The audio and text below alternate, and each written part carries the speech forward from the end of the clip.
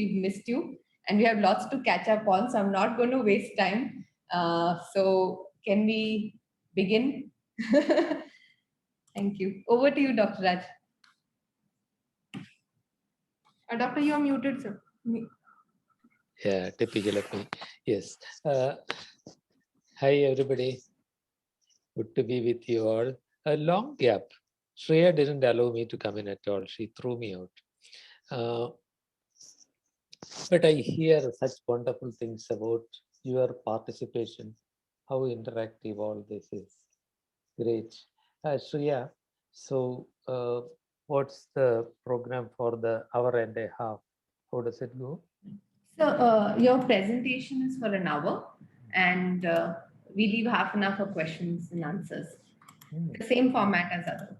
And Okay. also, we would be just announcing to the participants that we would be having some polls on real-time polls. So, which please be ready to use those functions as well. Okay, over to you, Dr. Raj. Thank you.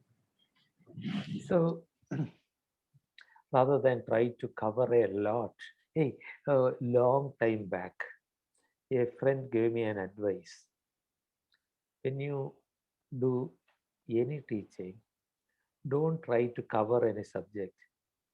Try to uncover the most important parts. You can't cover every subject.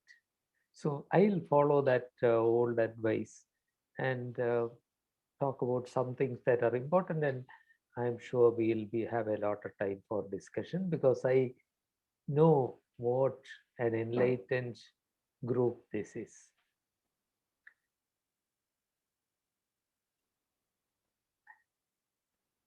I was reading about this was about half a century back. Philip Harris wrote about the transformation that has occurred in the society in the way it looks like death. At one time, it was what he called tamed death. The society had tamed death, had death accepted as the inevitable consequence of life, and dealt with it in various ways, including even some celebration. But it was acknowledged. People were not alone when they died. Tamed death meant involvement not only of the family but of the community. He describes several stages like on-zone death, die death, etc., etc. But Philip Harris concludes that today the transformation has gone on to a stage called forbidden death. One is not allowed to die. This morning, I got this distress call from a friend's friend. The man lives in the USA and his dad is in a Delhi hospital. The dad was battling cancer and unfortunately also contracted COVID. The unfortunate 79-year-old gentleman is unconscious in an ICU. The man had numerous questions. Look, my family will have to take him home. He has a feeding tube. How will he handle that? How will they handle that? In these COVID days, if he gets sick at in the home, who will be there for support? Lots of questions. Uh, and that family is not alone. There are any number of people in our country who is now being troubled by our current notion of forbidden death. Death is an enemy to be conquered. Even when you cannot conquer, you cannot conquer it, eventually you try to ward it off. And you tell your mom and dad, Dad, don't give up. Mom, fight, fight. It is in this context that I ask you a question. Sriya already gave you a word of warning that we'll be having some polls. The first question comes up now.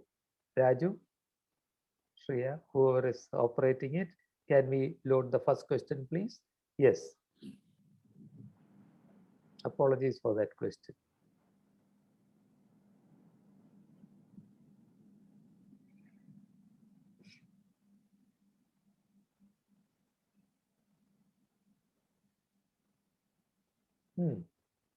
Okay.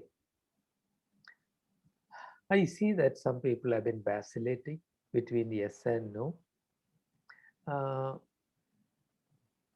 so, among the people who have actually participated, I think next time, Sriya and Raju, we'll have one more possibility. Yes, no, and not sure. Because I noticed that only 19 out of the participants, only about 60% have polled. The others are not sure. Let me first address the 13 people who answered the question yes. I want to tell you that you have a great strength. Being able to think about your own death is indeed a strength. This is a strength for not only for yourself to cope with death, not only to cope with your loved one's death, but also to live your life well. Being able to think about one's own mortality, accepting one's mortality, means that you learn to appreciate life more. I am glad you participated in the poll, the 19 of you. Thank you very much for participating. But I also sense there are another 13 there who are not sure. And maybe you will think about it, that maybe we can get stronger. You can stop the poll share, Shreya. Sir, we And have closed it, sir. sorry. We have closed it, sir. You can also close it. Okay. I'm going to share my screen with you and uh, ask you and tell you two possibilities which I touched upon on the first day when we introduced palliative care.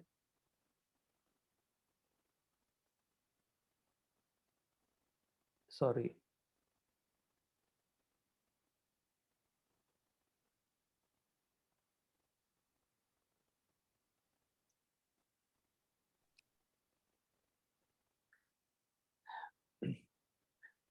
The woman had cancer, was poor, one daughter. The son-in-law, I don't know if I told you this story on the first day already. Did I tell you about this story? No, Dr. Raj, not Okay. this story. Uh, she had one daughter. Her son-in-law was a drunkard, which meant that the daughter was very poor. This woman was in a poor home, and we were paying her home visits once a week. Her pain was treated. Towards the end, she was very angry with the daughter. My daughter wouldn't even visit me, and then she herself knows that the daughter is helpless. She knows how poor the daughter is, how helpless she is. Nevertheless, she would keep complaining. She says, you know, they made me sign a paper saying that my daughter can draw my pension. She had a widow's pension. And she's taking the money and would not even visit me. And in her last days, when she talked about it, I said, you want to see your daughter? And she cried and said yes. We, with difficulty, because the daughter had no phone, contacted a neighbor and eventually got through to the daughter. The daughter cried on the phone, said she has no money to come. We said, we'll send you the money for travel, not too far away. She said, that's not enough. I have three children. If I leave them with my neighbor, I'll have to pay the neighbor to feed them. So we sent the money. The daughter left the children with their neighbor, paid them, came over. And one thing that I remember was during those last 4 days, the daughter was constantly sitting here on the head of the bed, always had a hand on the forehead of the mother. The way the mother initially scolded the woman and the way they cried together and made peace, and how they spent every waking hour together during those 4 days. That was such a huge treat even to watch. And I personally think, I remember I quoted Philip Harris, this was tamed death. She knew she was dying. The daughter knew she was dying. Everybody else around knew she was dying. True, the community was not there. That has been fragmented. The community that was once there doesn't exist. Well, not as fragmented as in the West, but fragmented to a large extent. But we became the community. The nuns looking after the woman became part of the community, and together we cared for the woman. This is in contradiction with what happens today. The 13 people who are able to think about your own death as our discussion proceeds today may be able to protect yourself. To me, one of the saddest things is to die alone, surrounded only by machines, fearful bleeps and alarms, masked weird creatures walking around you. One third of human beings in Indian intensive care units, because our medication protocols are different from the West, one third of human beings become a little delirious within 48 hours of intensive care. Two-thirds of all elderly get delirious after within 2 days. And that is the worst kind of death. Short only of the torture of human beings that the Nazis and people like that did. This is horror. It is not only the loneliness, it's not only the machines, it's also the physical pain. Your air passage is one of the most sensitive parts of the body. You all know how much you cough when a bit of dust enters there.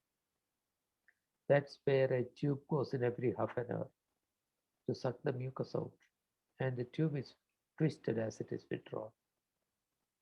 Sorry to frighten you, but the 13 people and the other people whom we will be able to recruit to that group will be able to ward off this kind of horrible end for yourself and for your families.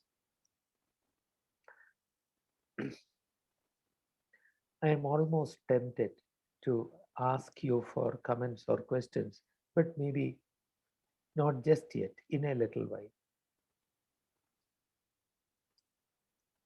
India comes among the worst 15 in global index of, they call it quality of death index. It's about quality of end of life care.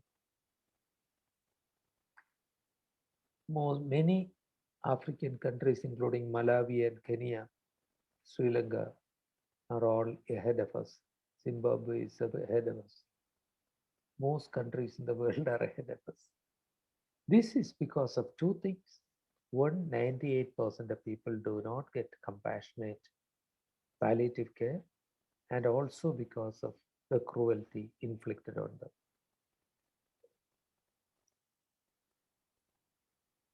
Now, you all know by now the four fundamental principles of medical ethics. I also told you about the man in Delhi who is right at the moment in an intensive care unit. Is his autonomy respected? Of course, he is no longer competent to take decision. If I am not competent intellectually because I am unconscious or sedated or delirious, if I am not competent to take decisions for myself, how would you preserve my autonomy? By leaving the decision making power to the next of kin. As a doctor, ethically, it's my duty to get the view of the next of kin. But autonomy can be exercised only when adequate information is given and empowerment is given. Otherwise, autonomy becomes part of the problem. If the family is told, here, you take him home, you can either take him with this tube or we can take the tube out and send him. What do you want? That is infliction of horror in the form of autonomy. They are not empowered to make that decision. And that empowerment is very important if autonomy is to be preserved. What am I saying? Ladies and gentlemen, today what doesn't get done in our country is that our duty to give information, the patient's duty to receive information, the family's duty, not duty, right, the patient's right to receive information, the family's right to receive information, to take intelligent decisions, to get support. That's not respected.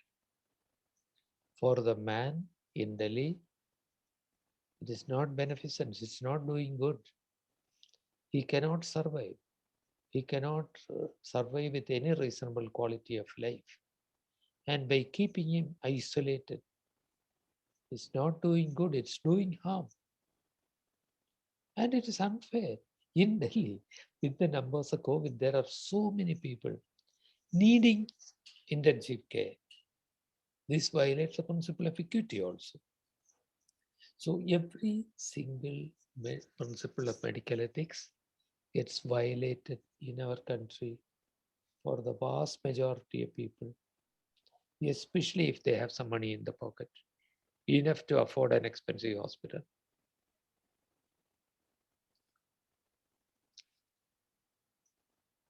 I have another question for you. Raju, you're ready with the poll.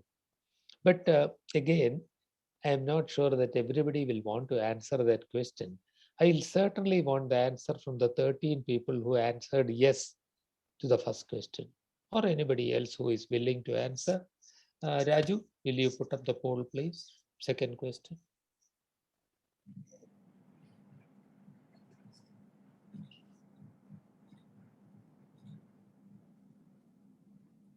It's launched. Thank you.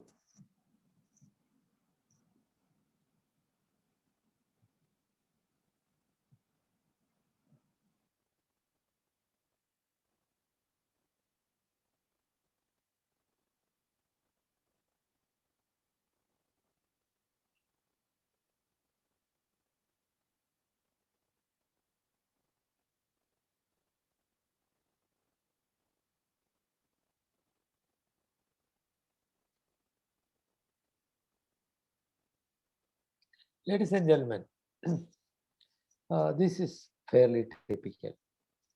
This is what most people would say in one's own home. But remember, there's a catch.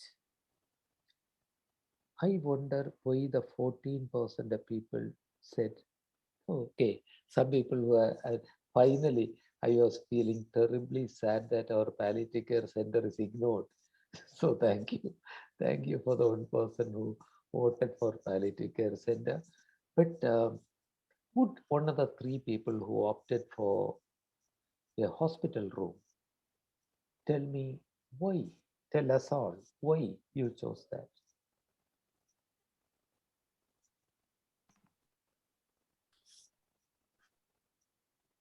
So may I answer? Yes, please. So there is a My daughter is small currently, and I have this feeling that if I'm in the hospital and I explain to her that I don't want anything to be done to me, I just want to stay here, she might be more comfortable rather than taking me home where she might get scared if anything happens and she might feel the pressure to do something for me. That is why I thought in a Bijali, hospital. Yes, sir. Bijali, thank you. Thank you for your comments. The two other people who voted for the hospital, do you have a comment also? Had mentioned hospital with my family. Mm. So the pain is minimum and I have my people all around. Mm. I would go with you. I would go with the person because I know what palliative care center is. If it's a good palliative care center, Shreya, I'm choosing that. Okay, please note. Okay. Because I know people like you will take care of me. My family will take care of me. But if I am in agonizing pain at 2 o'clock in the morning, what will my family do? If I get convulsions, how will they handle this? No, they can. Actually, one of the things that we will do in palliative care is if there is any unexpected problem at night, keep the number of the ambulance with you, call an ambulance and come over to our center because we do not offer 24-hour home visit service. Uh, now, I am not saying that one is right and the other is wrong, but I nevertheless note that no one has chosen the ICU. Home, if you can get support at least over the phone. I, knowing that Shreya and all my colleagues will be there, would go for the palliative care center. And most people, when they come to know of palliative care center, may choose that. If not a hospital room with good with family, would be what would be appropriate. Not saying that one is right and the other is wrong, but I do think, as a former intensivist, knowing fully that intensive care can miraculously save lives when lives are salvageable, I still feel it is not at all the right place for dying. Uh, Dr. Raj, we have some comments in the chat box too. We have Mala who wants to be in a hospital with her family because she doesn't want to burden her family. In a hospital room, she'll have some support and pain relief and not feel as guilty. We have Mr. Kurian Matthews who's changed his stand to maybe a palliative care center. So, and we okay, also, yeah. yes, Shreya? And we also have Esther who's raised her hand. Maybe she has a question. Esther, would you like to? Yes, yes, Yes, please. yes, yes. Dr. Rajagopal, good afternoon, Good sir. afternoon, Esther. Yes, I would say the only reason because I'm in Pune, I know palliative care is not an option for 99% of anyone here. Yes, but if I was in Kerala, I would definitely want to go nowhere else but there. So I Esther? think it would depend on the state, sir. Yeah. Esther, as it Yes, happens, Pune is one of the few places in the whole country where there is more than one palliative care unit. But I get your yes, point. yes, It has to be accessible. yes, It has to be prepared to receive you when you need it. correct. Yeah. And Thank yes, you, Esther. Yes, yes, sorry. doctor, because I visited most of them. So Okay. it's their place is very nice, but there is no scope. Okay. Yes. Uh, Thank you so much. thank you, Esther. Thank you for commenting. Thank you. Yes. So back to this. Even if I am not conscious, I still believe the healthcare system that's going to look after me has the duty to look after me ethically. It's my right. Our constitution guarantees life with dignity. It is not a favor that anybody does. This is my duty and I demand that. Why do we agree that this is what we need? Why is it that humane end of life care is not reaching people? Why does Esther have to say, in my city, we can't have that? And then Pune has palliative care centers, so many places, 98% of India gets nothing. Is it because the legal questions are confusing? Is it because withdrawal of life support is not permissible? Is it because the patient and family doesn't want to let go and want to cling on to life? Is it because of social pressure? Or is it the doctors who do not want to let go? I mean, all this may be valid.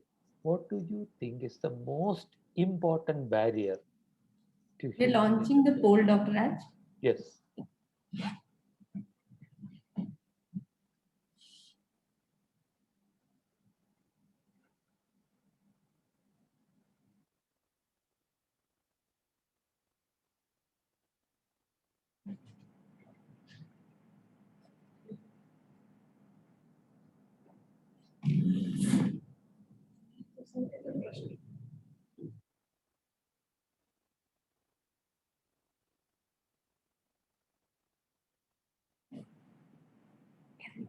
Hmm. Thank you, everybody. 18 people have voted. Yes. Yeah, I think I can wait for another few seconds. I'm Yes. sure more people would like to vote. It is not like the first question where it is personally difficult.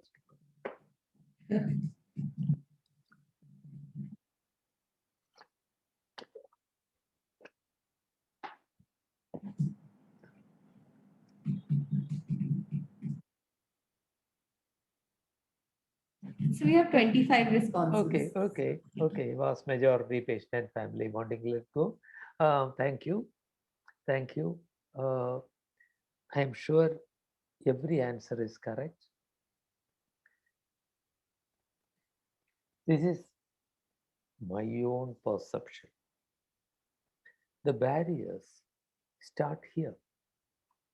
Listen, just 25 years back, not all that long back, almost every one of you was alive at that time.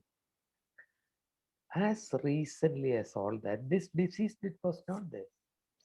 People were not forced to die in intensive care units.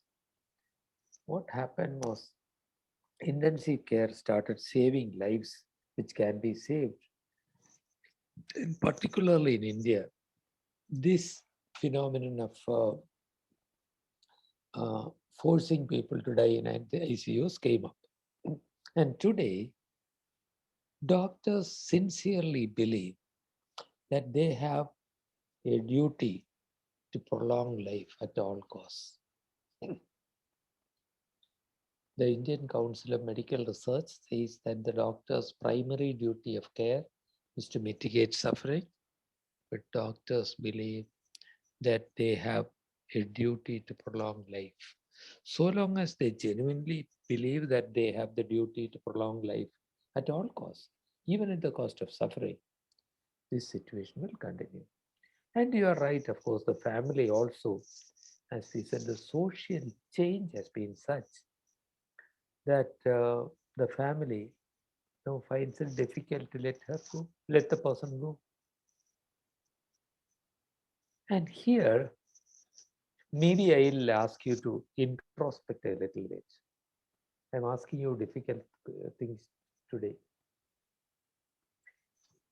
If your own grandparent or parent were seriously ill, and some of you have gone through this situation already,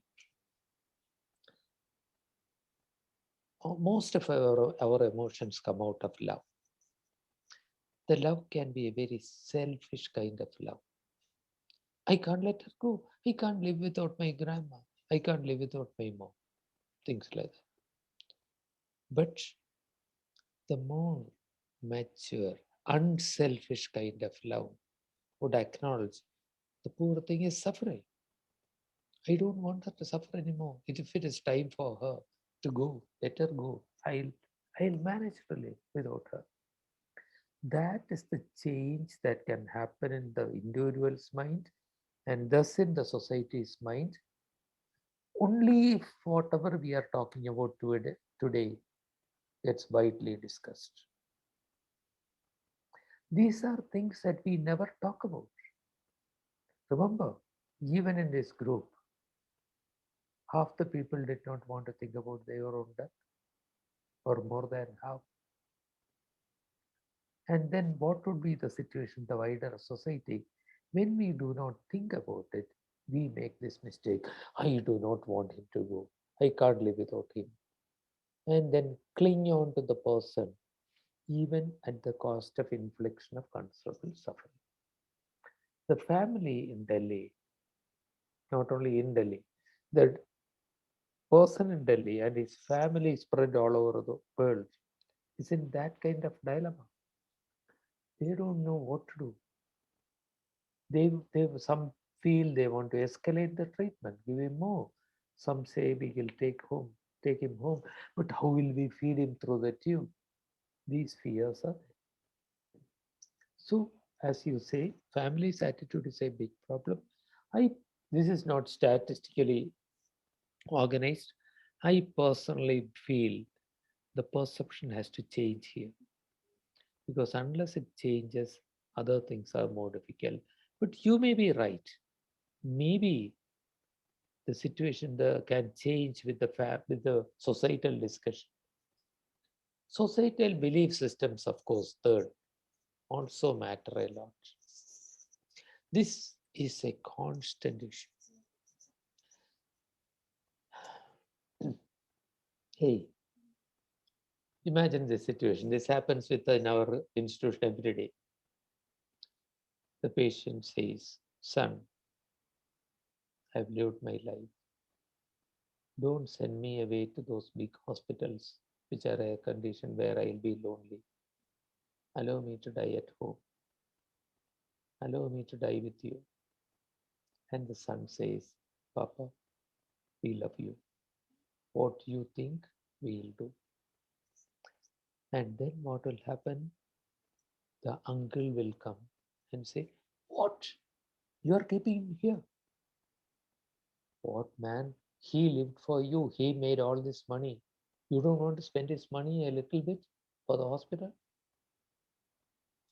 And a big time relative who is in a high position will come. "What's all this? You are giving primitive treatment to him. I will not permit this. Call an ambulance. This instant he must get to a hospital." All these pressures happen. And some people may even come and say, "Look, mercy killing is not allowed in our country. You are trying to kill him by keeping him here." These societal pressures are a big issue. What I do with all my patients and families is I tell the loving son or daughter or the wife or husband, "Look, you are going to have to face this. I know you have taken this decision now. You are going to have to face a situation where family may want to do different things.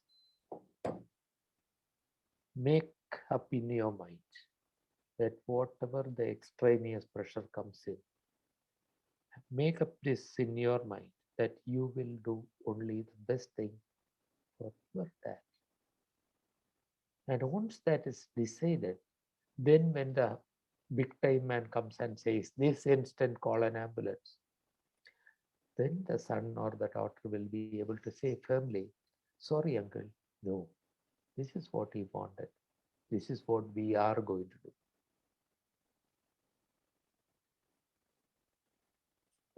But will it be legally permissible? Will it be considered denying treatment? Will it amount to euthanasia if you keep the person without artificial life support? What do you think?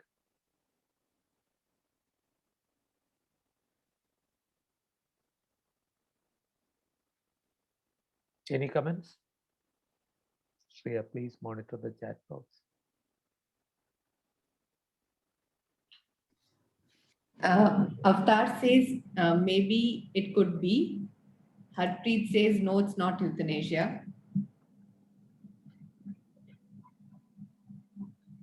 Any other responses?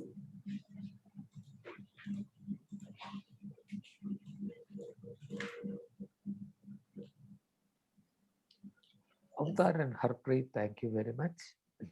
I'll try to explain that now.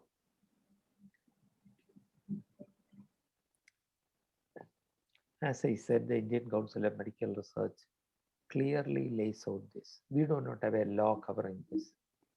The healthcare provider's duty of care is to mitigate suffering. It is to cure sometimes, to relieve often, and to comfort always. There exists no exception to this rule. If prolongation of life on a machine causes only suffering, that would be fundamentally against the healthcare provider's duty of care.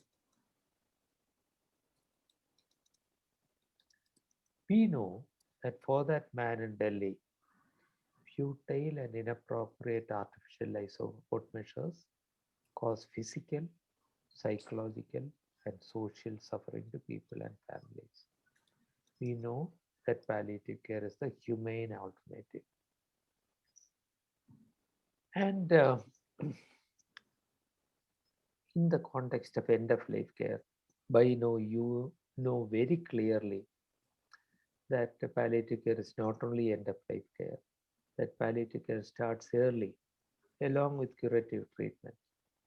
But now I am asking, in the context of end-of-life care, Doctor, when life your is voice is a uncertain. little bit. Can you raise the voice a little bit? Oh, sorry. Thank you, Murli. Thank Yes. you. Is this better? Yeah, that's better, Doctor. Has it been a problem for some time now? Yes, it There was keeps a problem slipping for some off, time. I Dr. Raj. waited on. I didn't want to disturb actually, but then I said But I must disturb. Murli, you did me a big favor. Thank you. So we were saying that in the context of end-of-life care, if I ask specifically at that time, what exactly are we doing for the dying person in end-of-life care? What does palliative care do? Can we have some comments? Okay, here is my question.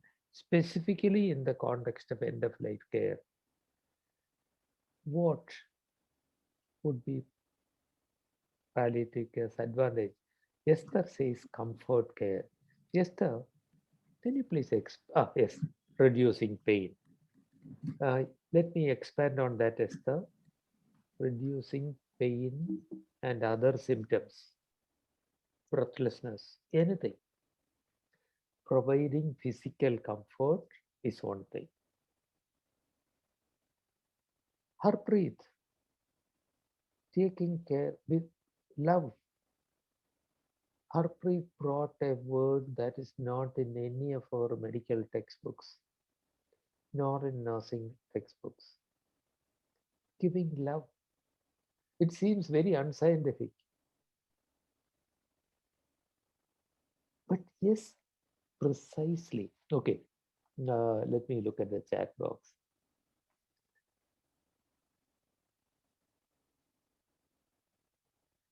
Esther, we'll come back to the legal system later. Comfort care, reducing pain and other symptoms. And as Harpreet says, giving love. Giving sedatives when necessary. It's not as if we keep them sedated, everybody is sedated all through. But when my time comes, if I indicate, listen, feeling very exhausted, let me sleep for a while. I hope my caring team will give that to me. Murali, wait, I'll come back to that, you Murali. But providing rest and peaceful transition, reducing psychological stress, dignified death care, just standing there and touching your family or person. Esther, thank you. I mean, we all crave for human contact, a hug. but a hand on my hand will be greatly appreciated. Really, love is the only answer. Reducing pain, preparing the mind to let go. Yes, this is not only in the last few days. That preparation should have started early. Maybe somebody will sit down with me and ask me how I feel. Great. Listen, if it is not happening in the last few days, if you have the time, maybe one of you, I hope, will sit with me, lay a hand on my hand, as who said that? As Esther said, lay a hand on my hand. Not standing there, Esther. Please sit down. Not enough. I am not satisfied if you are looking down on me. Sit down with me. By the very act of sitting down, Esther, you are conveying to me that your time is mine. Whether it be 1 minute, as may happen with the case of a busy doctor, or 1 hour, please sit down with me. Convey to me that you care for me. And if this is happening, not at the end of life, you have enough time, I am able to talk. And if you have an hour, I hope you will ask me, tell me the story of your life. And I may not know what to say. Where were you born? Tell me about your childhood. And then the stories will pour out. There are 37 people listening. I am asking all 37 of you. I will come back to you, Murli, about your question, but all to 37 of you. Do you know everything about your own parents? Where they lived? What their, how, where was their primary education? What are their favorite memories from childhood? What were the difficulties they went through? Do you know really? Or your grandfather? Or if he asks, if he tries to say something, oh, what is this, Murli? You are all the time with your phone. Put it down. You know, in my childhood, there were no phones. And you say, oh, grandpa, there you go with your stories again. And you walk away. Murli, instead, sit down. Ask them, tell me about your childhood. Tell me about your early memories. Murli and everyone else. I'm asking Murli because I see him in front of me, nodding his head. Everybody, I would strongly recommend this exercise with a loved one. And you will find a miracle happening. Within 2 or 3 sessions, you will grow in your relationship with that person. Whether it's a parent, a spouse, or a grandparent, or an uncle, or an aunt, you will feel your relationship building and growing healthily. So if I'm lying there and you are giving me that time, Esther, sitting down and touching me, and allow me to talk, and that eventually can be built into a conversation about, okay, that's the story. These are things that you really enjoy doing. With the time you have left, what would you like to do? Please consider doing it with a loved one, especially an elderly person who may not have all that time left to tell the stories. But with every person that you are going to see as a palliative care person, these are important things to do. Psychological support, they said. You said, how do you give psychological support? By listening more than anything else. By understanding what is most important for the person, and then the person may smile and say, look, honestly, I really want to go to the beach once more. I know it is silly. I know you cannot take me. Why can't you take me? Why not?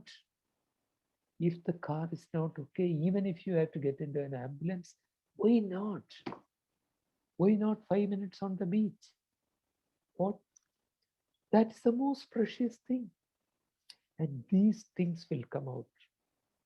I don't know if I told you about this person who initially was afraid of death, who had attempted suicide because of his pain.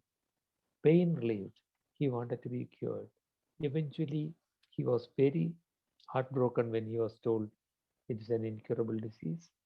But eventually he said, I want to visit my primary school again. He had had only primary education, but that's where he felt connected. And we persuaded these children to take him on that 2.5 hour car ride to visit his primary school on a Sunday. And with support, holding his son's hand, he walked through the classrooms. And as he was riding back, he said, Son, I am at peace now. So, dignity in dying. Thank you, Savar. Dignity. Telling them all they did for us. Telling them, Uncle, remember, you, when nobody else bothered, you came and sat by me for half an hour when I was running that fever. And that will give more meaning to his life, to be told that what he did some time back is remembered.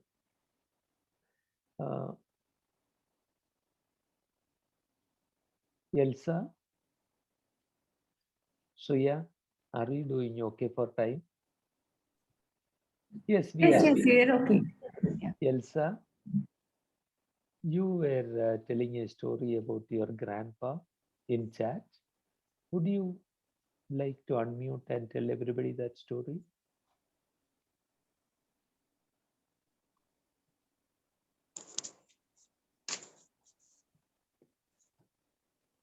Elsa, I will read it out if Elsa is unable to unmute and speak. Yes, you are there. Yes.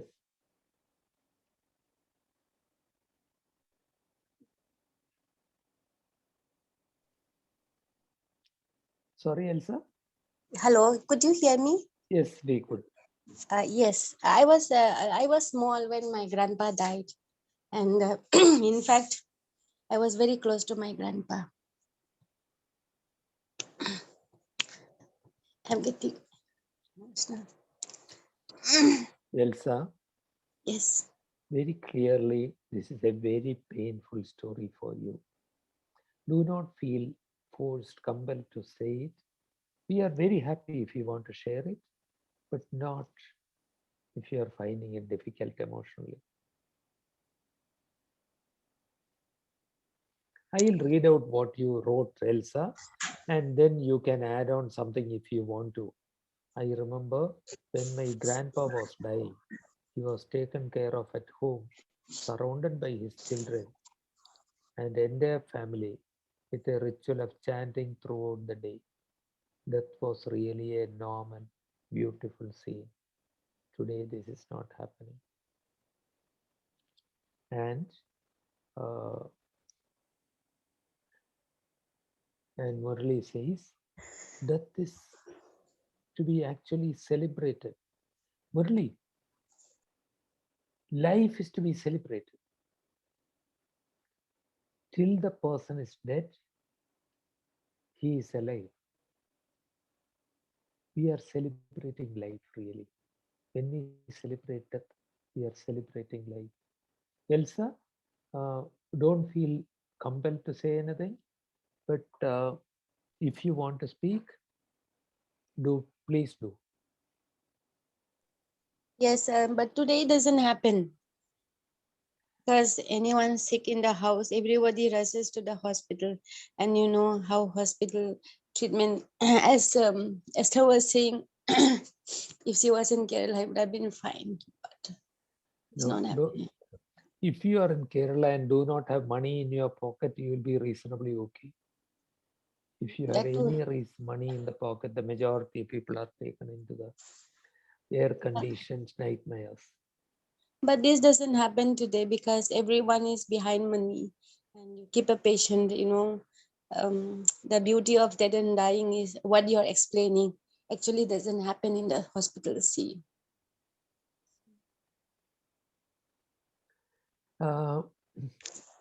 Thank you, Elsa. I agree. Saver Chaudhary. I don't know if I'm pronouncing your name wrong. Apologies if I am. You want to unmute?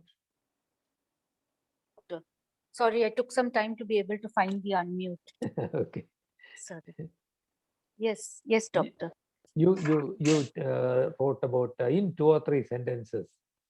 Tell us the story of how your sister made your parents record the story of their life. So actually, when my mother died, we were both fairly young. We were still in our 20s, and she had terminal cancer, and she knew that she was dying. So in her case, she had also, poor thing, lost ability of, she had lost, her nerves had got damaged, and it was becoming very difficult for her to write. So my sister, who was in America at that time, she got her a dictaphone, and she said, "Ma, you just sit and we sit." I was living with her at that time, and she said, if you can't write, you can speak into it, or Zaver can sit and write for you. So most of the time for her, I wrote. And she told us all about her childhood and how she met my father and how he sacrificed everything in America and came back to marry her. And there were lots of things that they had not told us earlier. It was very beautiful and very emotional because I could sit and write her journey. And my sister was carrying her first her first child at that time. So my mother didn't see any of our children. And the dictaphone we finally used for my father, who had got Alzheimer's, had got Lewy body dementia. And he used to get very, he used to keep wanting to say things to us about what he wanted us to do after he died, how he wanted us to always keep our mother's memory alive, and things like that. So we told him, because we were not both living with him. So he would spend 1 hour of his morning every day speaking out into the dictaphone about a part of his life. And now we have it all together, and we plan to put it into a book about my dad for his grandchildren and about my mother. Saver, thank you very much. Thanks. This is so enriching. There are so many stories here in the chat box. I hope they will all be saved, Shreya and Raju. Yes, doctor. Sylvia, indeed you are a saint to do that. I mean, maybe not a saint, but really a great human being. I fold my hands to you because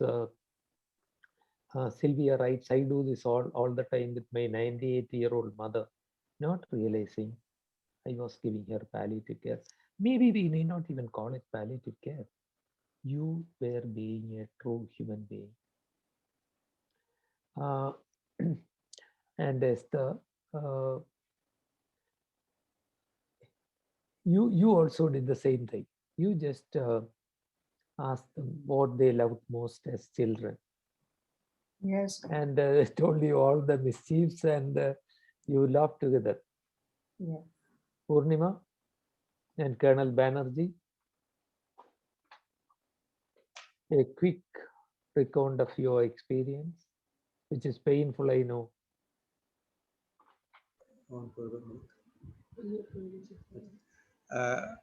Can you hear me? Yes, we can. Okay.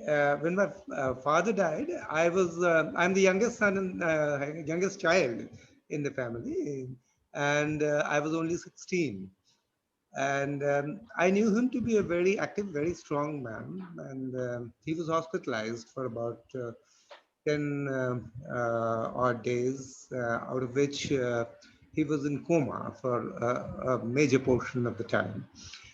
And even as a young boy, I remember distinctly playing by his bedside because the doctors had said that even if he survives, he would possibly not have control of all his faculties.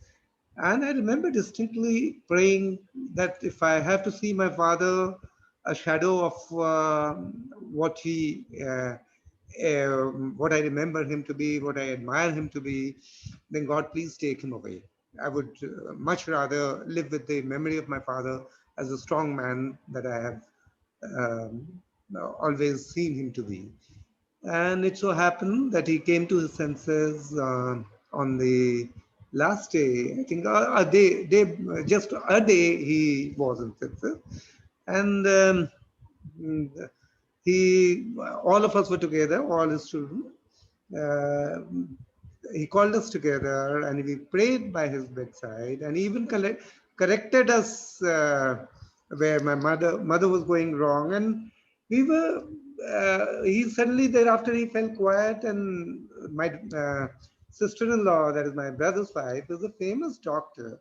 uh, she's world-renowned doctor, but even she couldn't make out. I've seen my grandfather pass away as a young child, and I kept telling her, I said, "Look, I think he's tired." And in any case, he passed away.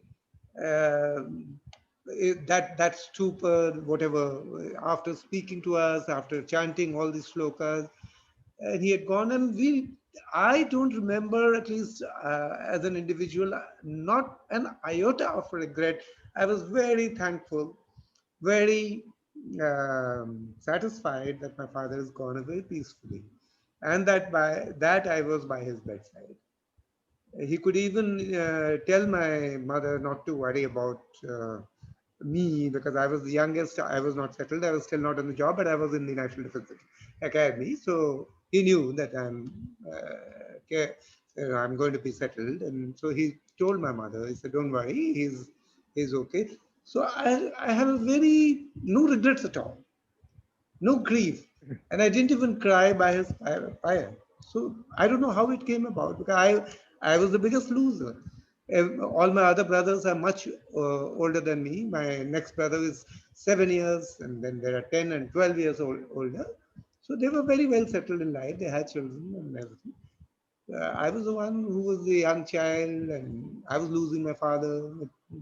I don't remember an iota of pain. I had peace. So That is the acceptance of death as the consequence of life, being able to accept it. Very good. Colonel. Thank you very much for sharing that story.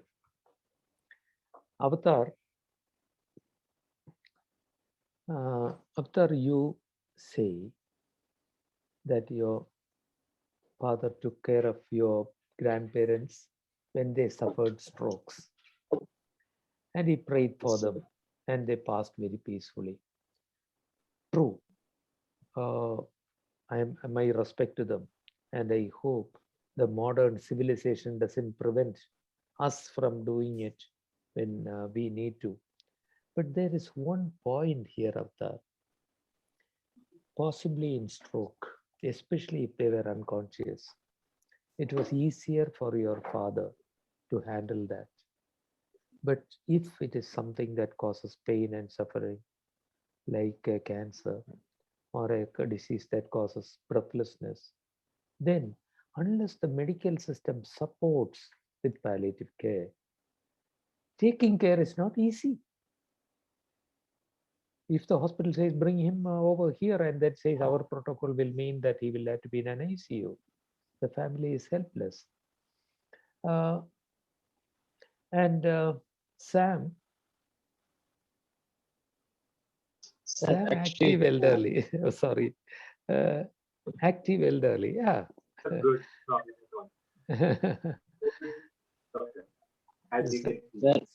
Sam, sorry, Avatar. Sir, actually, one more thing I would like to add is that my mother, she went into coma for approximately 14 days when she was in London. She was brought back on a gurney, and my father is still taking care of her.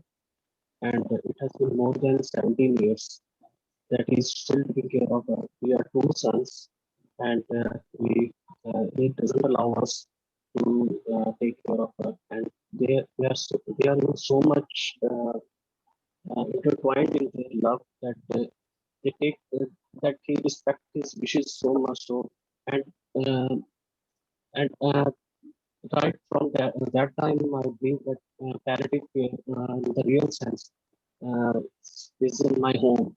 And my father, he used to bathe her, give her feeds, and right now, till now, he's taking each and every aspect of her care.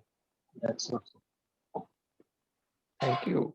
Thank you very much. That is very educative for all of us. Sam, we do need to move on. So I'll just ask for two more comments. Actually, Shreya had asked me to stop at 1 hour and take questions. But Shreya, I hope you will give me a grace period because we have all been having discussions. Yes, yes. uh, uh, Sam, you were about to tell us something. No, I just, you mentioned my name, so that's why I just. You sent a chat saying Yeah. that at times the family opt for admitting to the ICU. Yeah. So I've been grappling with this for the last few weeks. A lot of people turn to me for advice. I think it's because of my gray hair or no hair now. They ask me what to do. But the problem is that when I talk about this in language that we in palliative care know, about how it is, there is a time for everyone to go, and why make them suffer, and let them go peacefully, try to find out what we can do for them to make them comfortable. Um,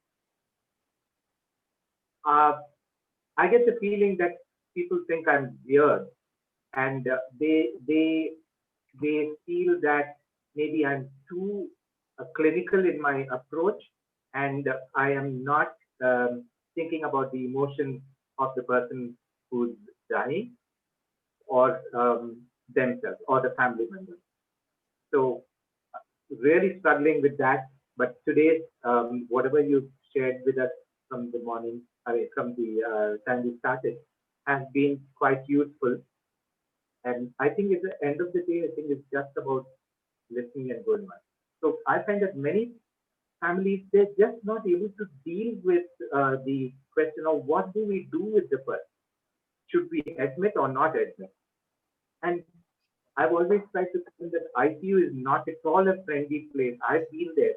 I've been in ICU. So I tell them it's not a pleasant place to be in. Please, especially when a person is in the bad pain or something, all they want is somebody next to them whom they take a faith. And today, during the pandemic, it's even worse with all the PPE kits and whatever people have to wear. So, Thank you, Sam. I mean, very valuable lesson. But the problem is, we are weirdos now. We are not normal. If being in the, like, 25 years back, we were normal. Now the society moved in such a way that we are eccentric. And if there is a disease that has affected the majority of health care, we need to treat that problem. Yes, so this is incumbent on you and I to be able to do this because we are able to think about this. Murali, we'll come back to your point. But before that, I'm going to share my screen again to make a few more points. And here is a question that some of you already answered, but try to answer this, Paul. Raju? Yes, we've launched it.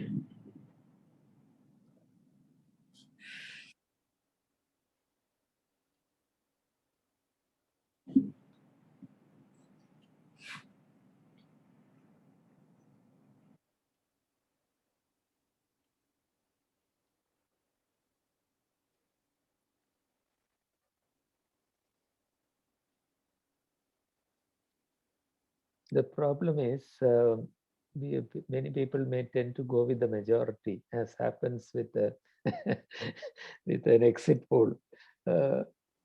Okay. Has everybody had enough time? Shall I try to give the answer? Okay. This is how euthanasia is officially defined in our country by Indian Council of Medical Research. It's the intentional act of killing. The word is used deliberately. It is killing a terminally ill patient on voluntary request by the direct intervention of a doctor for the purpose of good of the patient. That's euthanasia. But what is passive euthanasia? So in the West, in the USA, for example, assisted dying is legal. That is passive euthanasia. You connect up a drip of a lethal infusion. You don't open the drip. You allow the patient to open it. ICMR also says the term passive euthanasia is an obsolete terminology, should not be used, as euthanasia cannot be passive. There's no such thing as passive euthanasia. Euthanasia, whether you use the word active or passive, involves an act with the intention of ending life. Allowing natural death is not euthanasia.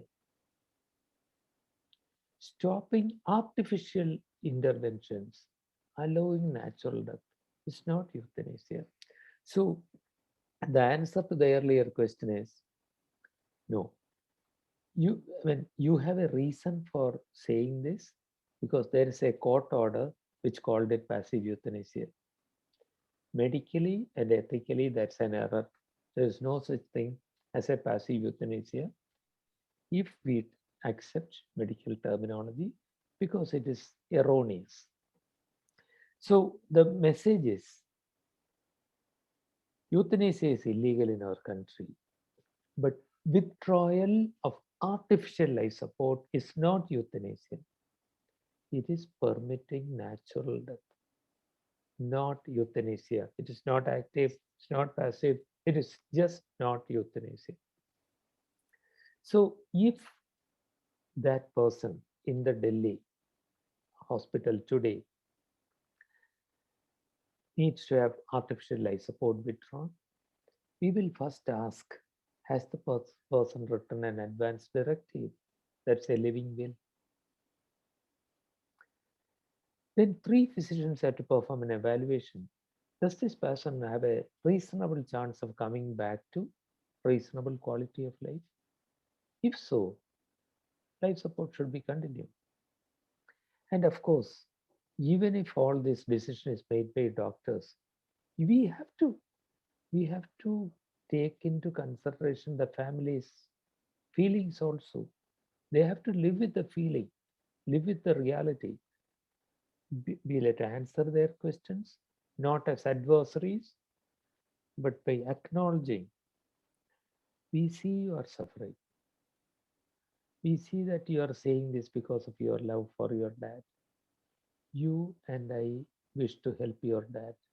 Let us work together to make it happen. That should be the healthcare provider's attitude. And the healthcare provider should give only realistic treatment options. No sense in saying that there is a new medicine in USA being tried. It's going to cost 20 lakhs per injection. We can try that. That's cruel at this time. Allow time. So what I told the family this morning over the phone was, there is a feeding tube in, leave it. Don't worry about it now. This is not the time to discuss that. But if these facts have been verified, avoid escalating treatment. Don't also bring in new interventions. Keep the feeding tube there. We can think about that later. If you are taking him home, let the nurse teach you how to feed. It's easy. It's not rocket science. We'll continue that, address it after you are all reconciled to the current status. And if the patient or the family says, okay, non-invasive ventilation is fine with a mask, but not with a tube. Maybe we'll have to negotiate and accept. Let me tell you one thing that should not be done. Don't tell the family at this point of time, but if you keep him on the ventilator, it's going to cost 60,000 rupees a day. Not unless they raise it. Because if we are talking about withdrawing life support, bring in the money, then the person will say, of course, I must find the money to save my dad's life. And we do not want them to live with the feeling that if only we had enough money, we could have salvaged him. The person or the family may bring in money, and then we have to discuss that. But we shouldn't be the one to bring it in. And most importantly, everybody, never ever use the expression, there is nothing more to be done. That is not true. There is no situation where nothing more can be done. Yes, sir. You said hold the hand. Indeed, that is not doing nothing. We will do whatever can be done. We will, instead of saying there's nothing more to be done, we will say, even though a cure is unlikely now, we will do everything to keep him comfortable. If that is what's conveyed to the family, they'll find it so much easier to accept, because saying nothing can be done is difficult. And remember, that's not true either. Even when I am dead, there is still something to be done to make my body presentable to the family, to help the family to cope with it. So that's not true, an expression that's not to be used. I'm hoping for someday to come across some intensive care unit, some hospital willing to work with us to develop. We actually did this in one hospital. We built a palliative care unit right next to the ICU. And we had a common counseling room, which was an important part of the whole establishment, where you sit down and talk to the family. So comes to the last question to you. Advanced medical directive or living will is legally valid in India or no? Launch the poll, please, Shreya. Launch, Dr. Raj.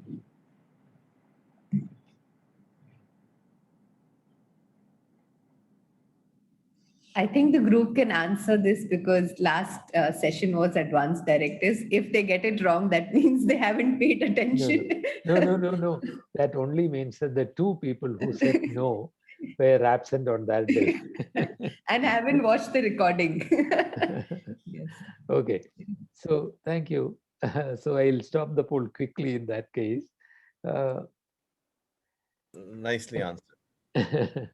According to the Supreme Court judgment of 2019,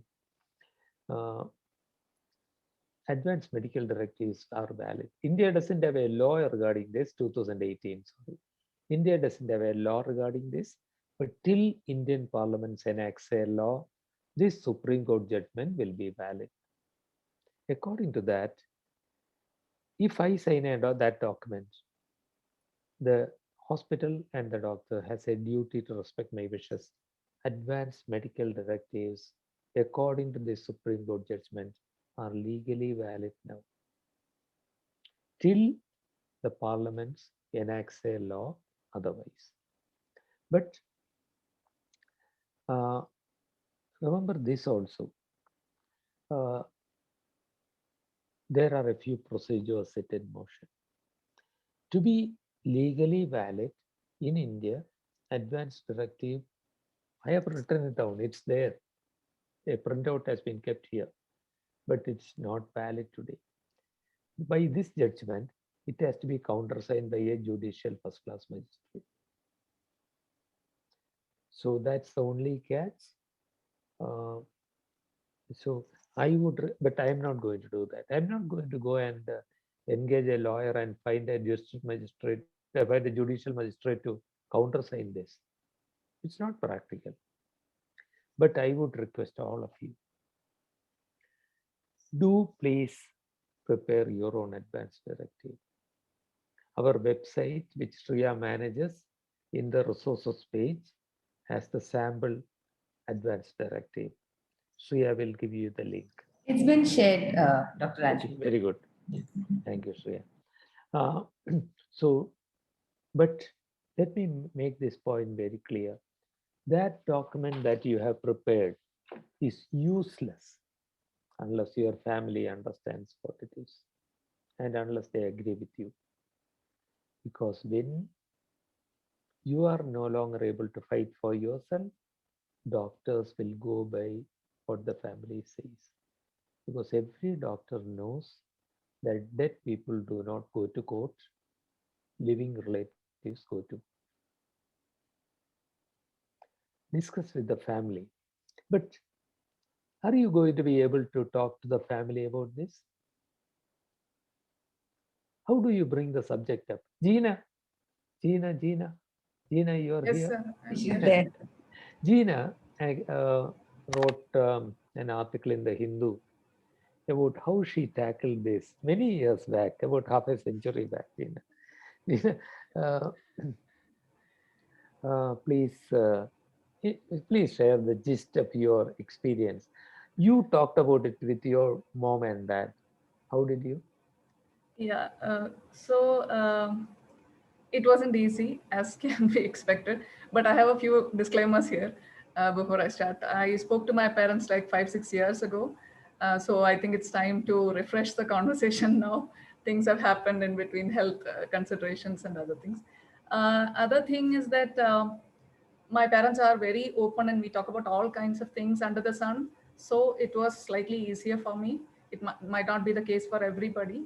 And they are also very well-read people. They read all kinds of fiction and non-fiction. In fact, a short while ago, when I asked my dad if he has read the Tibetan book of Living and Dying, which I heard of from Dr. Raj, he told me, yeah, I read it like years ago when I was younger, things like that. So they have that, knowledge. So it probably that's also one reason why it was easy.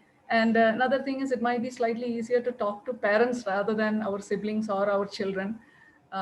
Because parents, naturally, they might have thought about this more and they might be more receptive to this. So, I mean, first thing about this is that we have to think about our own death possibilities before we can think about our loved one's death. Ours itself is difficult to think about, and our loved ones is even more difficult, thinking how do we go on without them. So that was the set of barriers that I had to cross ever since I heard about palliative care from Dr. Raj and all the other people in Palim India. This has been in my mind. It took me several years to actually bring up that conversation, thinking and overthinking, how do I do this? How do I do this? Then also another thing is I live in Bangalore and my parents are in Kerala. So the only time I get is when I'm there for vacation. So at that time I was reading the book Atul Gawande's Being Mortal. You all might have heard of it or probably read it as well. So while I was reading it, my mother was sitting nearby reading her book. And at certain point in the book, I had no planning. I was not planning to talk about it at all at that moment. So I read a particular, chapter where this, I think the conversations about death was, discussed by Dr. Gawande. So I said, by the way, mom, if I die or when I am dying, these are things that I want to do. Like, don't do all these unnecessary things. If it's futile, then let me go. And after my death, do this or don't do that, things like that. And she listened very seriously, absolutely no, strange reaction or what are you talking about, something like that. And she listened and then she said, then I asked, okay, so these are my wishes. What do you think? What would you want us to do if when you die? Very openly like that. I mean, so no surprise, no nothing. So she said, yeah, okay. So this is what I want to do if I am dying, if I am sick, if I'm in a ventilator or beyond saving, or if I have some sickness where it cannot be cured. Don't do these kind of things. She even named a couple of books which I haven't even read, saying that I read about that in that certain book. It is terrible. So I don't want anything like that to be done. And after I die, you do these things. Don't do those things or spend a lot of money there. If you want to do something, just give some money to charity if you have some money. Things like that. They came very easily. 2-3 things, and this conversation lasted like maybe 10 minutes. And I know that if Dr. Raj heard this discussion, he'll say, Gina, you should have said this. You shouldn't have said that, things like that. But it was not planned. And all these points came about, which I had not even thought about. And it was very smooth, actually. And after a while, this my mother only was there at that time. Next day or so, I went to my dad, and he was pressing his shirt. So I said, by the way, yesterday I spoke to mom about this, and she said these things. What do you think? What is your opinion? So he said, yeah, I want this to be done. I don't want that to be done. Just do these things if it's convenient for you. You know, these things came very easily. That was the biggest surprise. So I didn't know that they had been thinking about this for years and years and years, maybe wondering how will we tell this to our daughters, until I brought it up. And it was like opening a door and letting it all flow out. So that's how it was done. And I again told my father also my wishes, whatever I could think of at the moment. And um, Gina, absolutely. yeah, yeah. But Gina, you acknowledge that everybody may not be like that. But the point is, like Gina's mom and dad, a lot of people think about it. It's not as if people don't think about it. It's just that we do not create the opportunity to air their feelings. But difficult issue. Gina, let me share you my story. I talked about to my wife about it. She had no problem at all. She told me what she wants. Yeah. I talked to my sons. One son said, okay, just that, okay. The other son said, no, dad, why do you want to talk about these things? Nothing is going to happen to you. You are very healthy, you, etc., etc., etc., the usual things. He wouldn't listen. I took him along to a lecture on end of life care given by another professor. And as he was driving me back, he said, Dad, now I understand what you mean. Okay, and then we could talk about it. So the point is, I think it was Mala who made the point. It is, yes, Gina, yes, Taras, you opened the conversation by saying what you wanted. Yes, that's right. But that also may not, Esther, always work, because they may say, why, you crazy girl, you're so young, nothing is going to happen to you. Why say these unauspicious things? I mean, there is no formula that fits all, but we need to be persistent. As I was persistent with my son, listen, this is the most important thing for me. I have to be able to say this. We need to be persistent. We have to help people to be able to think about it and acknowledge these things. So yeah, Gina, thank you for sharing. Sure. Shreya, can you please scroll through the comments and bring up anything that is particularly important? It will be difficult. There are so many chats, and difficult to choose what is what we can be like to prioritize. Mala, you have Mala, we have only 7 minutes left. You need to be brief, but please, can you come in and talk about how you chose to be firm?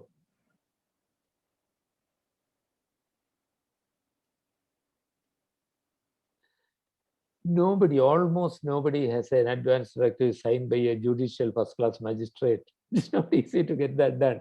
It doesn't make sense. Mala couldn't speak up. Some technical problem perhaps. But Mala says, doctors did not take me seriously about her mom and her advance directive until the last minute, when I stood firm and refused to let them put her on the ventilator. This was in 2019. Mala, my respect to you, but majority of people will not be able to have that strength of character and the knowledge, because most people get overwhelmed by doctors and hospitals and machines. Shreya, have you chosen some?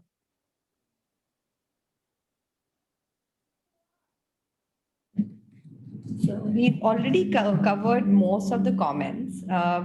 Anyone has any questions, we can take that Yeah. up because we've I not. think Murali had something to Yeah. point out. Do you, Murali? I remember that I told Murali that I'll come to that later. No, you mentioned about death being celebrated and life being celebrated. My only point was, why do we go to celebrate? I mean, at the fag end of life, when the person is not even able to speak, he's masked, they can't hear what you want to speak to, and that's the time you want to exhibit your love. Instead, that should be a way of life when they are alive. It could be my mother, my father, my brother or sister, no matter what. And the fag end of life is what people would like to show their gratification, which otherwise should have been instant at that moment in time. That's all I had thought in mind. I totally agree, Murali. This is no, I mean, we try not to avoid thinking about death, but once we take the courage and think about it, this is why I said life becomes more meaningful. We know that this will happen someday, and we don't have to wait till the last moment, as the Murali says. Every time is a time to celebrate life and say people how much I love them, and that's I totally agree. But we have just a few minutes more. I so yeah, how many sessions do we have now? We have only two more sessions. One Two more class. sessions. Yes. Yeah, two more. So before the next session, can I request everybody to think about something that we can do for the society to allow people to think about death, to value life, and to save their own loved ones from so much suffering till end. We all have something to do. We must speak. So the few things that we need to do. Certainly start with your own family, right? Yes. Once a family has to accept this. And what else can we do? Talk to your friends. Keep it Strike up simple. conversations. Write about it. Write your experiences. Let us share them in the social media. So yeah, how about that? Yes, Dr. Raj. I tried speaking to my girlfriends when I'd gone to Delhi. So I joined palliative care and I decided I'm going to get my advanced directives done. One of the toughest decisions, because even as a child, I would ask people how they want their funeral to be. So obviously, parents just ignored my questions. When I came back with this whole thing of I'm going to get my advanced directives done, I'm in palliative care. So all the women just, first of all, they didn't ignored me initially, thinking I was the grim reaper who brought the story of like death and dying in your 30s. Why would you talk about it? But with that convincing conversation, I didn't give up. I continued, and I was able to get my the main proxy. That's my cousin sister, who's a very close friend of mine, because I needed a family member to be a proxy, because you know how family gets. So, but even though the journey is not over, even for us, it's a big challenge. Young people, big challenge talking about death, because you just get shunned off like immediately by people. So yeah, thank you. Yes, yes, it can be hard because we have moved from the ages of tamed death to forbidden death. This is horrible. This causes suffering. This causes indescribable suffering. We have to do something. And that something is what I would like you, everyone, to write down. What is it that you are going to do to change things? Because it's incumbent on each one of us to do something about it as responsible members of the society. Like, yes, Esther says, everybody says, you are too young to think about it. Uh, our loved ones may be aged, and who knows whose time will come first. So maybe the first step may be telling your family how much you love them. Two, listening to their life stories when possible, maybe during your annual vacation, maybe extending the calls that you now have your parents by 5 minutes. Three, writing about it, writing about personal experiences. doing something like about Gina did. She wrote about it, and that was so precious. And I am sure, I am fully convinced. What is that saying, Shreya? The journey of 1,000 miles starts with a single step. And not one step is unimportant. I think we all have to try together. I'll stop there. Shreya, last minute for your roundup.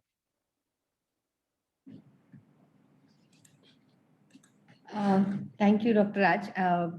We always cross beyond time. So yes, it's 4:30 already. So if you have any other further questions, please do share it. There's one question shared. This is a practical question. Can a doctor refuse to discharge a patient from ICU? This is, I mean, like, if you go there and say, I want him discharged now, the doctors will say, I cannot disconnect the ventilator. That is illegal, they may say, and they may be correct. This is not immediate on the hand decisions, because as I said, to withdraw from the ventilator, a 3-doctor committee has to make sure that the facts are correct, the person's wishes have to be respected, and a process has to be set in motion. But remember, though there is a complicated procedure put in, the Supreme Court of India has allowed withdrawal of artificial and life support. Doctors may not know it, so you need to be aware of it. You may have to inform it. By refusing to do anything, the doctor is contempting the court. Dr. Rajagopal, yes, I asked that question because just 4 days ago, I had this family friend who was in ICU in Apollo. And the problem was that in the first place, he should not have been in ICU. He should not have been back to a hospital. He just has 2 young daughters who didn't have the capacity to think, and they had nobody to help, so they just decided to rush him to the hospital. Now, after 3 days in the ward, he was shifted to the ICU, and he's a person with Parkinson's for 15 years, and he was not on life support. He was just on oxygen. They said that he developed pneumonia. In the first 3 days, there was nothing. On the 3rd day, they did a test and they said that he got pneumonia. So they had to put him in ICU. And after that, after 3 days, they were still there. And when a patient next to that person died because of COVID, which the doctors did not tell them, he was the patient who died was positive. And the family members told these people that, my father died because they did a postmortem and they found that he died of COVID.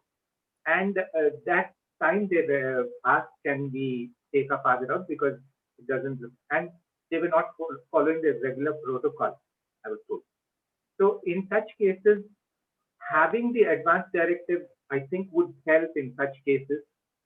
I mean, like you rightly said, the judicial magistrate thing is a far-fetched thing right now in India, because even now the magistrates themselves, some of them I'm told are not aware of it, or they're not taking action on it. So, but just having one written without the magistrate signature also, I think it would be helpful in such cases to, when you request the doctor to release the patient. The answer is yes, and forcibly and emphatically, but not necessarily accusingly. Yeah. Remember that the doctor doesn't know. And we will, that's why we have to generate these conversations. And we'll have to be firm. Who was it earlier who said that, Mala? I don't remember. Said, I was firm. And then they budge. Sorry. Yes, Shreya. Doctor. Shreya, you will, somebody would have saved all the chats. They are Yes. precious, I think. Yes, we'll save the chats. Mala, you were saying something? Yes, I was just replying to Dr. Raj. Yes, doctor. So I'm just going to take 1 minute. In the ICU, when it got really bad, and it was all the junior doctors, her regular doctors weren't there, and I wasn't familiar with any of them. They wanted to put her on a vent, and I looked at her and I knew there was no point. So I said, and I was surrounded by about 15 people, and it was a huge ICU with about 6 beds around. So I knew I was making a mess because I was crying. But the doctor kept jumping in front of me and saying, you have to take a decision now, and we have to do it now. We have to put on a vent. And I said, no. He said, you're going to kill her. She's going to die. And I said, she's already gone. There's nothing you can do. And, just stop torturing her, because they were torturing her for almost 4 hours and they weren't listening to me, not giving her pain relief.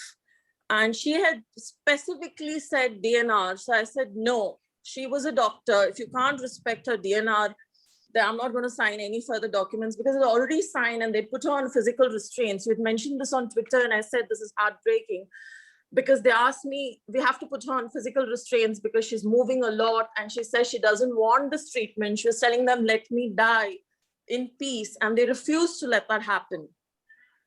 So yes, it's very difficult because there was nobody else with me. My family, my dad was coming back to the hospital from home. He hadn't been well.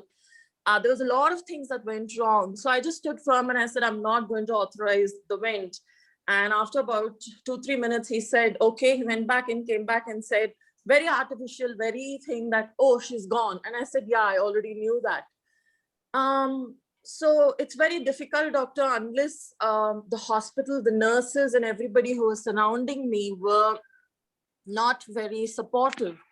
But because I knew it's what my mom wanted and she had walked me through everything, I found it, my last, piece of sanity was in those last 2 minutes when I said no more torturing her. But yes, it's unless you have support from the medical fraternity and the doctors, the nurses and the healthcare professionals who are standing around you, it's very difficult. Mala, yes, we doctor. have to make the medical system responsive. Yes, doctor, I agree. We would need legislation. That's not easy, we know. This is not considered important.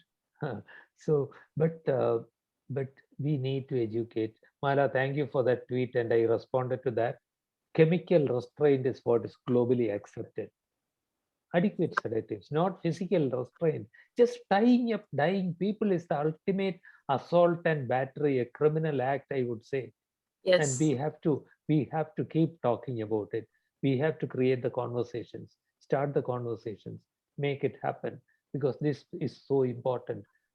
It was important to your mom. It's important to you and to me. Yes, doctor. Sir, I just also want to add something. I've asked this question to you 100 times and still I feel very insecure most times, because it's all very well to have this conversation with my parents about this and all, but I'm not a medical person. So if such a situation arises and they tell me that my father has to be put on a ventilator or something like that, I wouldn't know whether it is futile or whether there is, ICUs are not always useless. There are cases when, of course, it is useful. So I wouldn't be able to judge. I've asked this question to you 100 times. So, for a normal person like me, how do we even make that decision with whose help, if the doctor keeps insisting that this is necessary? Gina, phone, you have made your conversations. There are some situations which may be difficult, but we discuss that. And then this is something, the family in Delhi, we are helping them. Gina, we will do this together. People need help. At that time, when your loved one's life is at stake, they ask you to take decisions on the spur of the moment. And they don't even give you the chance to ask to take decisions. They take decisions. And that's where we all need to come in. That person in Delhi today, we are continuing to work with them over the phone and email. And sometimes we have to intervene, give the information to the doctors, and we have to be of mutual assistance. Certainly seek the help of palliative care units when you are in doubt. Most doctors do not learn about these things because it came into the curriculum only now. Ladies and gentlemen, end of life care was put into curriculum only from 2019. So don't expect doctors to know a lot. Yes, Avatar. We are in it all together. Who knows who needs to who is going to need whose help?